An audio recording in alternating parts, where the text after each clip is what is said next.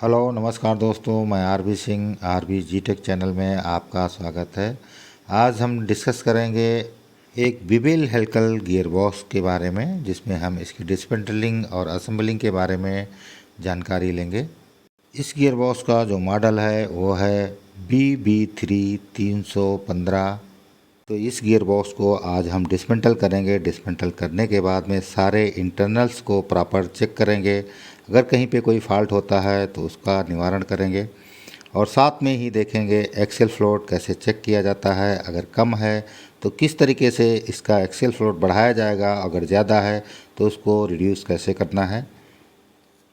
और इसी के साथ ही हम देखेंगे बैकलेस के बारे में, यानी बैकलेस किस तरीके से चेक करना होता है, बैकलेस चेक करते समय कौन कौन सी सावधानी रखनी चाहिए। तो प्रीमियम में एक BB3 315 यानी पैन सर्कुलेटर का गियरबॉक्स की डिसमेंटलिंग और असेंबलिंग का पूरा वीडियो देखने के लिए वीडियो में अंत तक हमारे साथ बने रहें।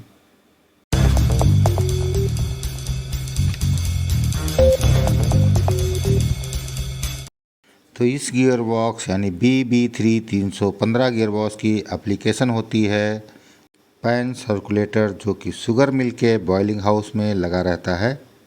और ये गियर बॉक्स वर्टिकल पोजीशन में लगता है, यानी जो इसकी आउटपुट शाफ्ट है वो नीचे को निकलती है और जो जाकर के पैन सर्कुलेटर की शाफ्ट से कनेक्ट हो जाती है। तो इस गियर बॉक्स में समस्या ये थी कि इसमें थोड़ा सा नॉइज़ लेवल हायर था और इसके बॉटम से ऑयल लीकेज था, यानी बॉटम का जो फ्लेंज है आउटपुट का और उसके पास वाला जो फ्लेंज है वहाँ से ऑयल लीकेज हो रहा था। इसीलिए इस गियर बॉक्स को डिसमेंटल किया गया है। ये गियर बॉक्स वर्टिकली लगता है, अतः इसके टॉप वाली बेरिंग तक ऑयल पहुँचाने के लिए इसमें एक ऑयल पंप लगा रहता है, जिसके द्वारा पाइपलाइन द्वारा टॉप की बेरिंगों तक ऑयल पहुँचाया जाता है। ये जो सामने दिख रहा है ये है ऑयल इंडिकेटर और ये जो सामने देख रहे हैं ये है ग्रीस निपल। इसका जो आउटपुट शाफ्ट का बॉटम वाला बेरिंग है वो ग्रीस लुब्रिकेटेड होता है, यहाँ तक ऑयल नहीं आता है। समय समय पर ग्रीस फीड करनी होती है।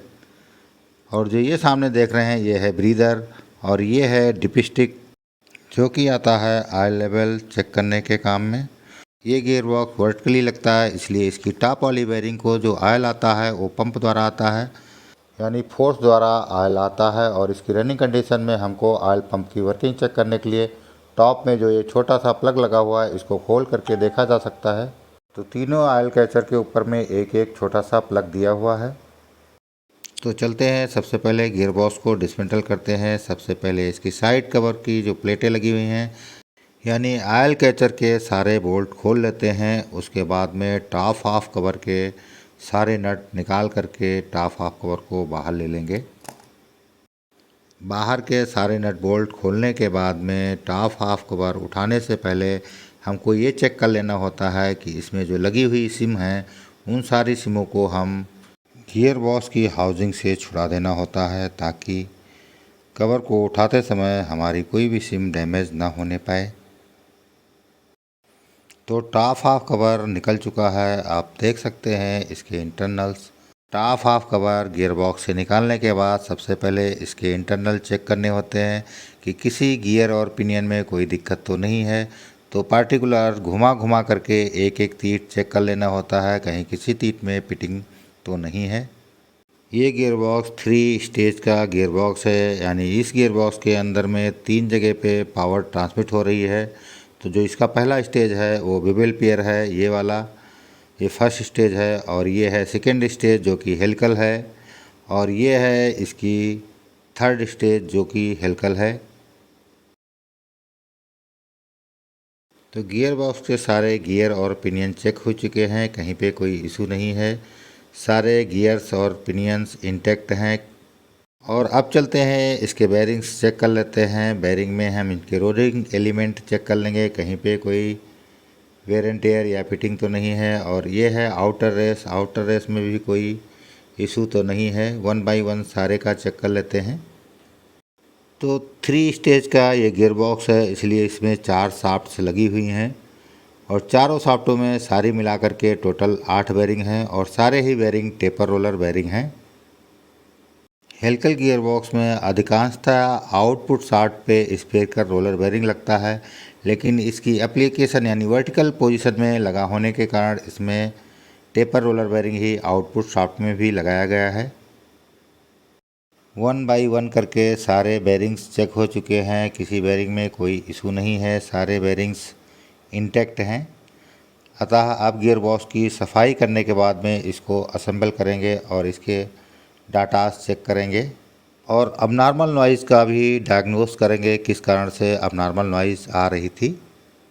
जैसा कि हमने बात किया था कि इसके अंदर एक ऑयल पंप लगा रहता है फोर्स लुब्रिकेशन के लिए।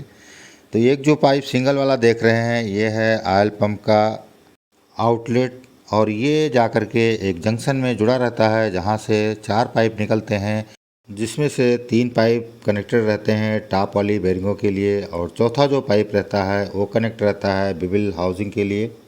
यानी टॉप की 3 बेरिंग्स और बिबिल हाउसिंग की 2 बेरिंग, यानी टोटल 5 बेरिंगों में फोर्स लुब्रिकेशन के द्वारा ऑयल जाता है। तो सारे इंटरनल्स की क्लीनिंग हो चुकी है और सारे इंटरनल अपनी जगह पे आ चुके हैं। अब चेक करते हैं इसका एक्सियल यानी इंड फ्लोट।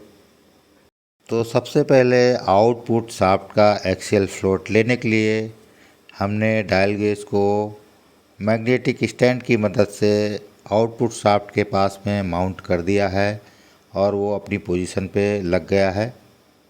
तो डायल गेज माउंट करते समय विशेष ध्यान रखना होता है, जिस ऑब्जेक्ट का हमको एक्सियल फ्लोट लेना है उसके ऊपर जब हम डायल गेज को माउंट करेंगे तो डायल गेज की स्टेम और ऑब्जेक्ट के बीच में 90 डिग्री का कोण बनना चाहिए, तभी हमारी रीडिंग प्रॉपर आएगी। तो एक्सियल फ्लोट चेक करने से पहले इसके इंटरनल्स पे एक नज़र डाल लेते हैं और देख लेते हैं किस इंटरनल का क्या नाम है।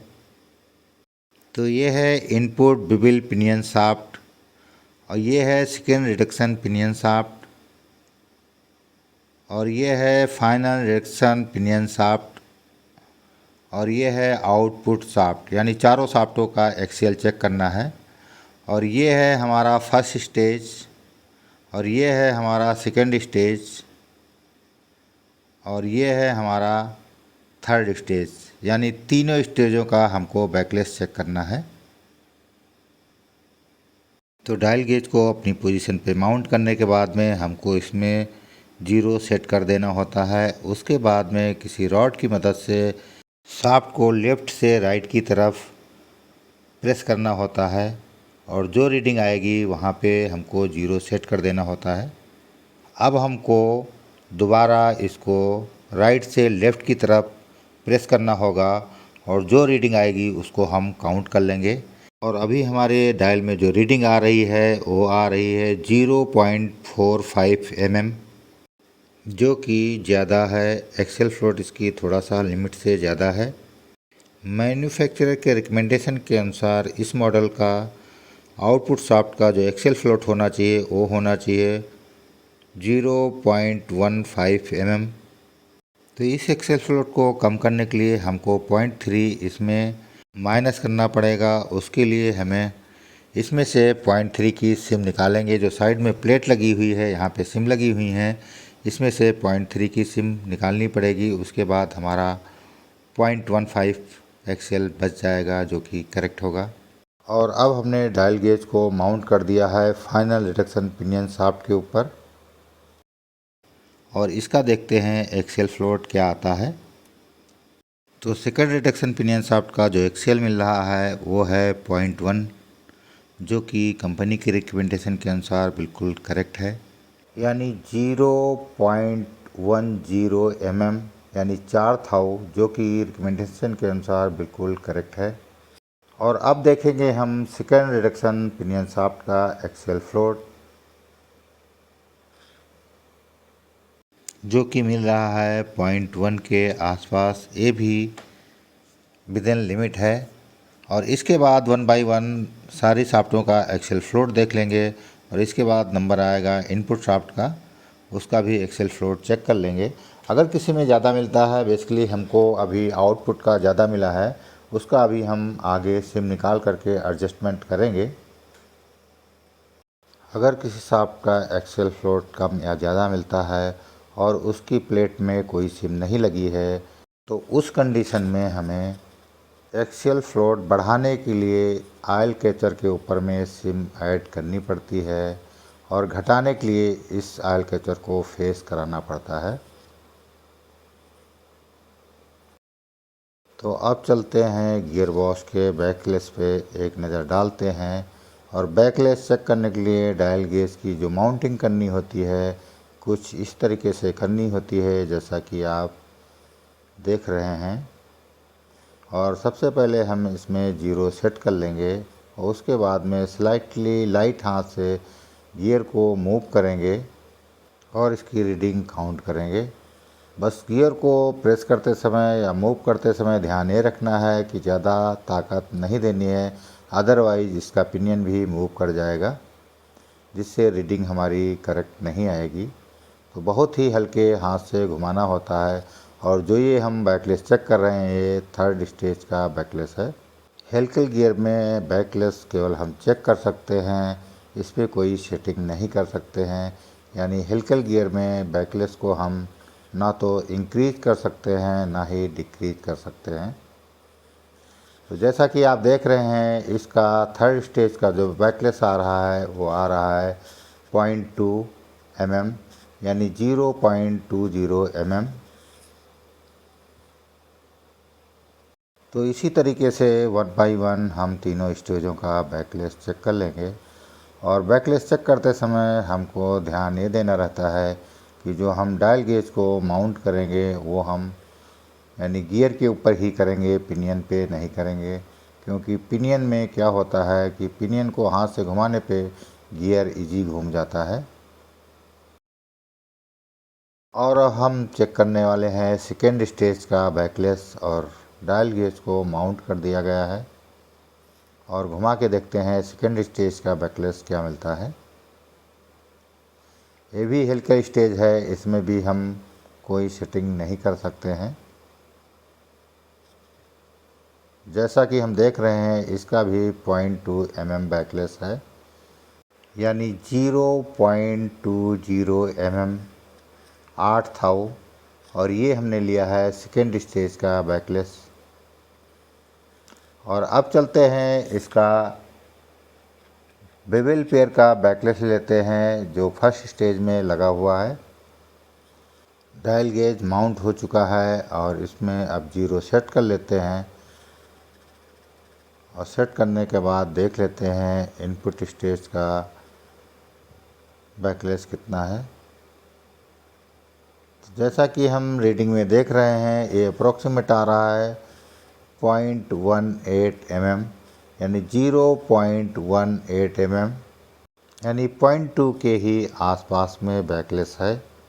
तो एक्सियल फ्लोट और बैकलेस चेक हो चुका है जिसमें हमको आउटपुट शाफ्ट का एक्सियल ज़्यादा मिला हुआ था, उसके लिए हमको सिम निकालनी थी और सिम हम निकाल चुके हैं। फाइनल में हम देख लेते हैं आउटपुट का एक्सियल फ्लोट कितना है।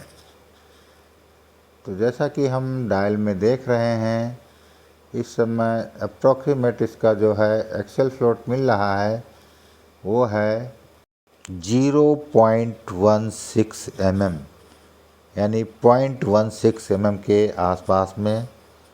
जैसा कि हमने बात किया था ये सिम इसमें से निकाली जा चुकी है और उसके बाद में हमारा रिक्वायर्ड एक्सियल मिल चुका है। और सामने जो देख रहे हैं सेकेंड डायरेक्शन पिनियन शाफ्ट के ऊपर में इससे चलता है हमारा ऑयल पंप। ये है हमारा ऑयल पंप, इसमें ये पॉइंट जो है सक्शन है और ये डिस्चार्ज है। ये डबल एक्टिंग पंप होता है, किधर को भी घुमाएंगे सक्शन से सक्शन करेगा और डिस्चार्ज पॉइंट से डिस्चार्ज ही देगा, चाहे इसको हम क्लॉकवाइज घुमाएं या एंटी क्लॉकवाइज घुमाएंगे। तो अभी हमने थोड़ा ऑयल डाल करके दिखाते हैं आपको। अभी हम क्लॉकवाइज घुमा रहे हैं और देखिए डिस्चार्ज पॉइंट से ऑयल बाहर आता हुआ दिख रहा है। और इसके बाद हम घुमाएंगे इसको एंटी क्लॉकवाइज, उस समय भी ये डिस्चार्ज से ही ऑयल आउटपुट करेगा।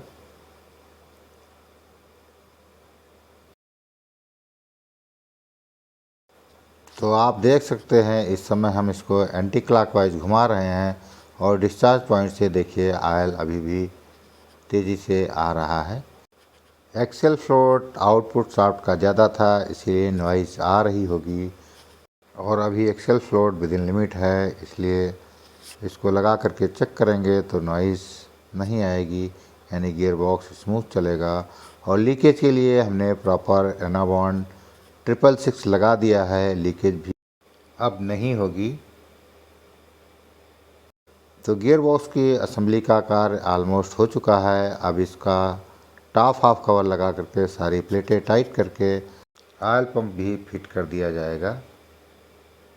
गियर बॉक्स असेंबली का कार्य ऑलमोस्ट समाप्त हो चुका है और इस गियर बॉक्स के बेरिंग ऑयल सील डिटेल के लिए चैनल पे हमने पहले ही वीडियो अपलोड कर रखा है।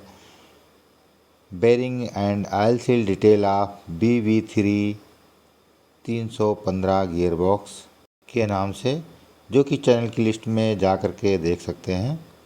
और ये वीडियो कैसा लगा कमेंट करके अवश्य बताएं। अगर आपने अभी तक हमारे चैनल को सब्सक्राइब नहीं किया है तो कृपया सब्सक्राइब कर बेल आइकन अवश्य दबा दें, ताकि हमारे द्वारा अपलोड किए हुए वीडियो सबसे पहले आप तक पहुंच सके। वीडियो में अंत तक हमारे साथ बने रहने के लिए धन्यवाद। Thank you for watching. जय हिंद।